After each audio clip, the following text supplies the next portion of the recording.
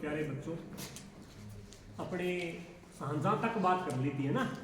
तो मुगल काल के अंदर जो मुगल काल है उसको वैसे दो भागों में बांट रखा है इतिहास में, मुगल काल और उत्तरवर्ती मुगल काल। तो जैसे औरंगजेब की मृत्यु होती है ना 1707 में, उसके बाद के जो शासक है वो कमजोर शासकों की श्रेणी में आते हैं। हालांकि शासन तो उनका लगभग 150 वर्षों तक और चलता है, 1707 से लेकर 1857 तक या 1858 तक मान लो है ना। लेकिन वो उत्तरवर्ती मुगल काल है, उसमें कोई भी इतना प्रमुख शासक नहीं है। तो अपने अंतिम शासक औरंगजेब तक ही आप सारे जानते हो और वहीं तक आपको शायद सीक्वेंस पता। तो आज अपने औरंगजेब के बारे में बात करते हैं, जो शाहजहां का पुत्र। तो औरंगजेब के बचपन का औरंगजेब का जन्म कब हुआ? 3 नवंबर 1618। कहाँ पर? दाहोद। उज्जैन से आगे एक जगह है दाहोद, जो वर्तमान गुजरात में पड़ता है। पिता का नाम शाहजहां, माता का नाम कल भी बताया था ना, 7 के 7 बच्चे किससे पैदा हुए थे? मुमताज महल से, अर्जुमंद बानो बेगम से। ठीक है। तो औरंगजेब भी उन्हीं में से एक था। 4 भाई थे औरंगजेब, और सबसे बड़ा कौन था? दारा शिकोह, फिर औरंगजेब, फिर शाह शुजा और उसके बाद मुराद। ये 4 भाई थे।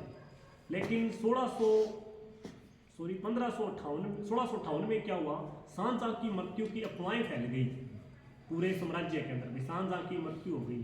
तो इन 4 भाइयों ने, उस समय ये था देखो, जो दारा शिकोह था वो अपने पिता के पास ही रहता था आगरा में, लेकिन जो औरंगजेब है वो दक्षिण भारत में था, शाह शुजा है वो बंगाल में था, और जो मुराद है वो भी दक्षिण में ही था। ये दोनों भाई दक्षिण में थे, औरंगजेब और मुराद।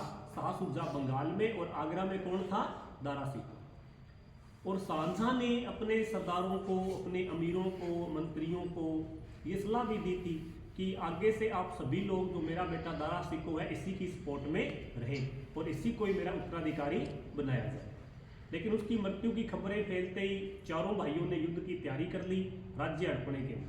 तो सबसे पहले अटैक किया किसने भाई? शाह शुजा ने। याद रखना, अब आप सोचोगे भी औरंगजेब ने किया होगा, नहीं। सबसे पहले अटैक किया शाह शुजा ने, जो बंगाल का था, लेकिन उसको हरा दिया। सबसे पहले 4 युद्ध याद रखने। सबसे पहले युद्ध हुआ बहादुरगढ़ का, किस किस के बीच?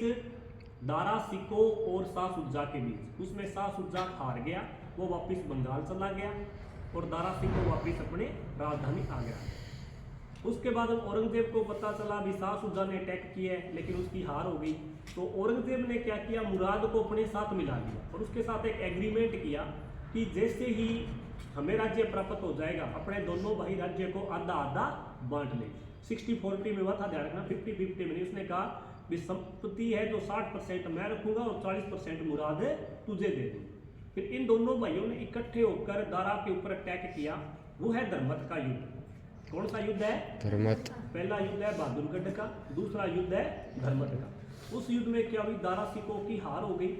ठीक है, दारा भाग गया वहां से, दारा पकड़ा नहीं गया, लेकिन औरंगजेब ने क्या है? आगरा पे अधिकार कर लिया और शाहजहां को बंदी बनाकर शाह बुरुज दुर्ग में डाल दिया।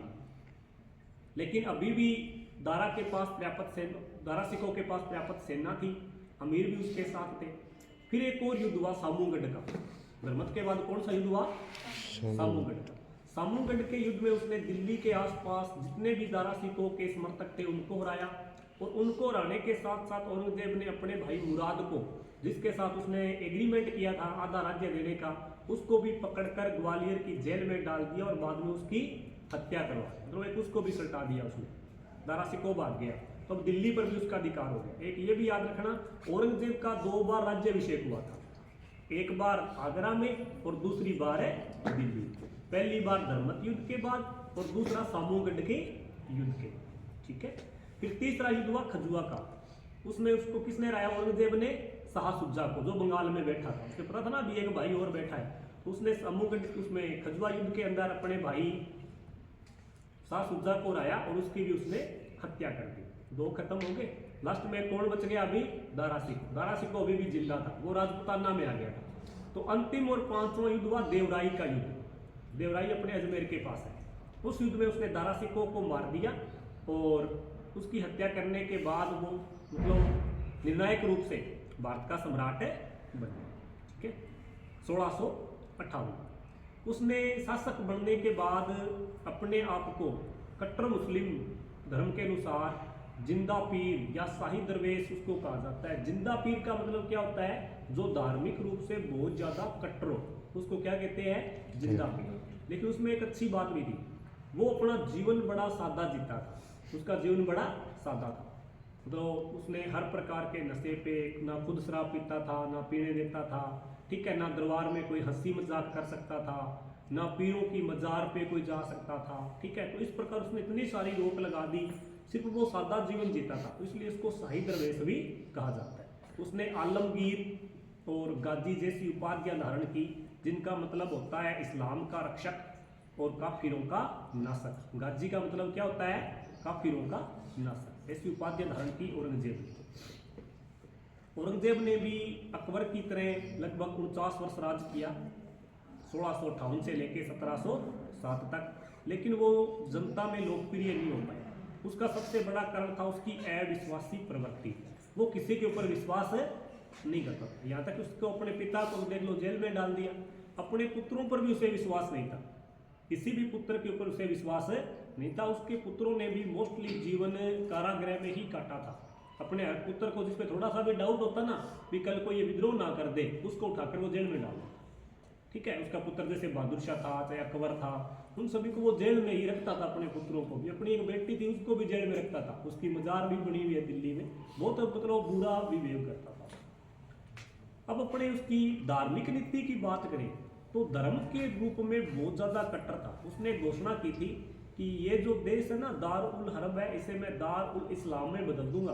दार उल हर्ब का मतलब क्या होता है, काफिरों का देश, और दार उल इस्लाम का मतलब क्या होता है, मुसलमानों का, ठीक है, पवित्र लोगों का देश। मुसलमान अपने आप को पवित्र कहते हैं, पता है क्या आपको, चाहे वो किसी प्रकार के है, लेकिन वो अपने आप को क्या मानते हैं, पवित्र मानते हैं। तो उसने ये सबसे पहले ये घोषणा की कि ये तो दार उल हर्ब है, मैं इसे दार उल इस्लाम में कन्वर्ट कर दूंगा। इसलिए उसने वापस जजिया कर लगा दिया, ठीक है, गोहत्या की छूट दी, दीपावली और होली जैसे त्योहार जो मनाए जाते थे राज दरबार में, उनके ऊपर रोक लगा दी। और 1763 के अंदर उसने लिखित रूप से, जैसे अकबर ने भी सती प्रथा रोकने के लिए बोला था, लेकिन उसने बर्बली, उसने लिखित ऑर्डर जारी कर दिए कि आगे से 1763 में कि आगे से कोई भी महिला है वो सती नहीं होगी। अगर वो सती हुई तो उसके परिवार वालों को दंड दिया जाएगा, ठीक है। जैसे आज भी अगर आज कोई महिला सती हो जाए तो दंड मिलता है ना, या फिर किसी लड़की का बाल विवाह हो रहा हो तो दंड किसको मिलेगा, उसके माता पिता ससुर है ना, सभी को मिलता है। तो उसी प्रकार उसने लिखित रूप से ऑर्डर जारी कर दिए कि आगे से कोई भी महिला उसे सती नहीं किया जाएगा, अगर किया तो उसको दंड मिलेगा। तो अगर सती प्रथा को कानूनी रूप से मान्यता देने वाला प्रथम शासक पूछे तो आप किसका नाम लिखोगे, औरंगजेब, ठीक है। और औरंगजेब है, उसकी जो राइटिंग है जिसको आप सुलेख कहते हो, पहले लिखते थे क्या, छोटे थे तब नहीं लिखे होंगे हम तो ना, पहले लिखते थे, हम पढ़ते थे तब लिखते थे, अलग से कॉपी आती थी सुलेख लिखने की, ठीक है। तो ये जो सुलेख लिखने की जो परंपरा है ना, ये किसने शुरू की थी, औरंगजेब ने शुरू की थी। उसे सुंदर राइटिंग में लिखा हुआ बहुत अच्छा लगता था, वो खुद लिखता था फारसी में, तुर्की में, ठीक है, उसकी खुद की राइटिंग बहुत अच्छी थी। उसने ही इस प्रवृत्ति को आगे बढ़ावा दिया भी आगे से किसी बच्चे को अगर पढ़ाया जाता है, लिखाया जाता है, तो सबसे पहले क्या होनी चाहिए, उसकी राइटिंग बहुत सुंदर होनी चाहिए। तो उसको सुलेख प्रवृत्ति, जो सुलेख पद्धति है, वो शुरू करने का श्रेय औरंगजेब को जाता है, ठीक है। उसे खुद को बीना बजाना आता था बहुत सुंदर, लेकिन वो कभी बजाता नहीं था, कारण इस्लाम के अंदर संगीत क्या है, वेद नहीं है, अवेद है। इस्लाम के अंदर संगीत को मान्यता नहीं है, ध्यान रखना।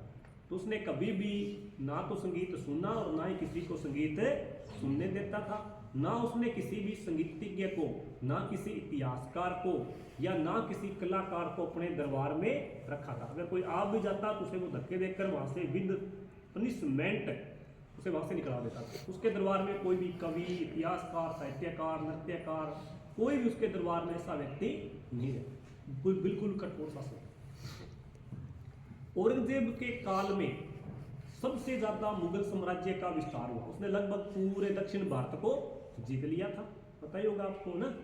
और उसी के काल में सबसे ज्यादा हिंदू वंशजदार थे, 33%, जितने कभी नहीं हुए। मतलब टोटल अगर उसके 100 मनसबदार होते, मनसबदार जानते हो क्या होते हैं मनसबदार? उच्च अधिकारी, जो बड़े बड़े अधिकारी होते हैं ना, जिनको आजकल आप IAS, RAS, IPS, IFS कहते हो, उनको उस समय क्या कहा जाता था? मनसबदार। उनकी भी श्रेणियां होती थी 8, 16, 32 ऐसे, ठीक है। तो सबसे ज्यादा जो परसेंटेज था मनसबदारों का हिंदुओं का, वो किसके काल में था? औरंगजेब। कारण वो एक बात कहता था, वो कहता था दुनियावी मामलों में धर्म का क्या लेना देना, वो कहता नौकरी देने में धर्म का कोई मतलब नहीं है, वो सभी को मिलनी चाहिए, ठीक है। 33% तक पहुंच गई उसकी बात, उसके मनसबदारों की संख्या। सबसे ज्यादा मुगल साम्राज्य का विस्तार हुआ किसके काल में?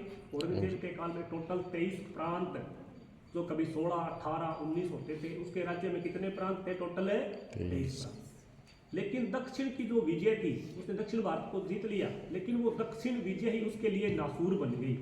दक्षिण में संघर्ष करते करते ही, चाहे उसने मराठाओं से किया, चाहे गोलकुंडा से, चाहे अहमदनगर से, बीजापुर से, वो निरंतर संघर्ष ही उसकी हार का कारण बन गया, ठीक है। और दक्षिण भारत में ही उसकी मृत्यु हुई। कब? 3 मार्च 1707 को। 3 मार्च 1707 को। कहाँ पर है? खुलदाबाद में, ठीक है। महाराष्ट्र में एक जगह है खुलदाबाद। फिर वहीं पर ही उसे दफना दिया गया। जो जैन उल हक की मजार है, उस मजार के पास, जिसे वो अपना गुरु मानता था, उसी मजार के पास उसे खुलदाबाद में दफनाया गया। मराठों में अगर देखें तो मराठों की 4 पीढ़ियों ने लगातार संघर्ष किया भी औरंगजेब से। किस किसने? शिवाजी ने, उसके बाद उनके बेटे संभाजी ने, फिर उनके छोटे भाई राजा राम ने, और राजा राम के बाद उसकी विधवा पत्नी ताराबाई। लेकिन उन्होंने कभी मुगलों के आगे हथियार नहीं डाले, वो संघर्ष करते रहे। और संघर्ष में अंतिम रूप से जीत भी किसकी हुई थी? मराठों की। जब औरंगजेब की मृत्यु हो गई तो उन्होंने लगभग दक्षिण भारत को पुनः विजित कर लिया, ठीक है। एक औरंगजेब ने जो सबसे बड़ा काम किया, उसने क्या, एक नए अधिकारियों की नियुक्ति की। आपने शायद सम्राट अशोक के बारे में आपको जानकारी होगी भी। सम्राट अशोक ने ना धर्म महामात्र नियुक्त किए थे, है ना। उनका काम क्या था? आम जनता को नैतिक उपदेश देना, है ना। भी वो 5 सालों बाद क्या राज्य में घूम घूम कर सभी लोगों को धार्मिक उपदेश देते थे भी आपको ये नहीं करना चाहिए, ये करना चाहिए, है ना। अगर कोई गलत रास्ते पे जाता तो उसे वो रोकते थे, और सही रास्ते पे जाता उसे प्रमोट करते थे, या तो उसकी शिकायत भी करते थे राजा से अगर कोई गलत करता। उसी प्रकार उनको धर्ममा मात्र कहा जाता है। वैसे अधिकारियों की नियुक्ति की औरंगजेब ने, उन्हें उसने नाम दिया मुहत्सिब। क्या नाम दिया? मुहत्सिब। वो भी क्या है, आम जनता के बीच में जाकर उनको अनैतिक कार्य करने से रोकते थे, ठीक है। जैसे कोई शराब पीता है तो, कोई मीट खाता है तो, ठीक है, या फिर कोई चोरी करता है तो, मतलब दंड तो देते ही देते थे। लेकिन वो व्यक्ति दंड नहीं देते थे, वो उस व्यक्ति को, उसका मतलब माइंड वॉश करके उसको गलत कामों से सही रास्ते पर लेकर आते थे। तो सम्राट अशोक ने जैसे धर्म महामात्रों की नियुक्ति की, उसी प्रकार औरंगजेब ने किसकी नियुक्ति की? मुहत्सिब की। वो आम प्रजा के बीच में रहते थे, उन्हें नैतिक उपदेश देते थे, लेकिन कुरान के अनुसार, ठीक है। ऐसे नहीं भी जो बातें कुरान में लिखी गई है, इस्लाम धर्म का जो ग्रंथ है, उसी के अनुसार वो लोग उन्हें शिक्षा देते थे कि आपको ये करना चाहिए और ये नहीं करना चाहिए। तो औरंगजेब ही अंतिम महान सम्राट था मुगल काल की कड़ी में। उसके बाद उसका बेटा बनता है हालांकि बहादुर शाह प्रथम, लेकिन उस समय तक उसकी उम्र भी लगभग 67 ईयर्स के करीब हो चुकी थी। कारण औरंगजेब ने एक लंबे समय तक शासन किया था ना, आपको पता, लगभग 50 साल। तो उसके बेटे की उम्र लगभग 70 साल। एक औरंगजेब का जो बचपन है वो किसके पास बीता था? उसका बचपन अपनी दादी नूरजहां के पास बीता था, लाहौर में। याद रखना, बचपन किसके पास बीता उसका? नूरजहां के पास, अपनी दादी के पास, लाहौर में, ठीक है। Thank you.